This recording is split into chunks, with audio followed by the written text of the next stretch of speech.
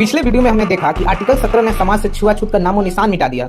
लेकिन कानून की नजर में सब बराबर होने के बाद भी क्या हो अगर आज भी कोई अपने नाम के आगे महाराजा, राय बहादुर, दीवान साहब या सर लगाकर घूमे और दूसरों को खुद से छोटा दिखाए?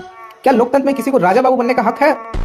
जी नहीं। हमारा संविधान साफ कहता है कि इस देश में कोई राजा या प्रजा नहीं है, यहाँ सब सिर्फ और सिर्फ नागरिक है। और इसी वीआईपी कल्चर को हमेशा हमेशा के लिए दफन करता है समानता के अधिकार का आखिरी और सबसे दिलचस्प हिस्सा अनुच्छेद 18। अनुच्छेद 18 का सीधा सा मतलब है उपाधियों का अंत, एवोल्यूशन ऑफ टाइटल्स।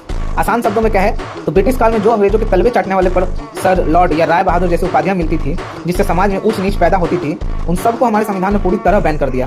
कोई भी भारतीय नागरिक अपने नाम के आगे या पीछे ऐसी कोई भी वीआईपी उपाधि नहीं लगा सकता। अब यहाँ एक बहुत बड़ा कंफ्यूजन खड़ा होता है। साहब, अगर उपाधियां बैन है तो फिर सरकार लोगों को भारत रत्न, पद्म विभूषण या सेना में कैप्टन, मेजर और एजुकेशन में डॉक्टर जैसी उपाधियां क्यों देती है? क्या यह संविधान का उल्लंघन नहीं है? यहीं पर संविधान की सबसे खूबसूरत सोच सामने आती है। साल 1996 में सुप्रीम कोर्ट ने साफ कर दिया कि भारत रत्न या पद्म पुरस्कार कोई उपाधि नहीं बल्कि एक सम्मान है।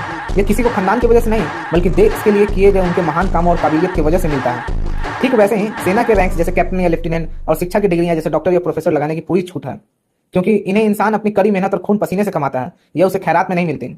तो भाई और बहनों, अनुच्छेद 14 से लेकर 18 तक इन 5 आर्टिकल्स ने भारत के हर नागरिक को समानता का अधिकार दिया। अदालतों से लेकर नौकरियों तक, समाज से लेकर सम्मान तक, सबको एक बराबर लाकर खड़ा कर दिया। लेकिन जरा सोचिए, हमें समानता तो मिल गई, पर क्या हम आजाद हैं? क्या हो अगर आपको बोलने पर रोक लगा दें? क्या हो अगर आपको अपनी मर्जी का काम करने से रोक दिया जाए?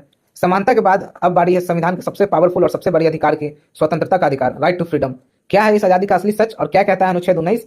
जानेंगे हम अगली नई सीरीज में। तब तक के लिए अपने अधिकारों को पहचानिए, एक जागरूक माइंडसेट बनाइए और इस पूरी सीरीज को अपने दोस्तों के साथ शेयर करें, फॉलो करें, सब्सक्राइब कर लें। जय हिंद।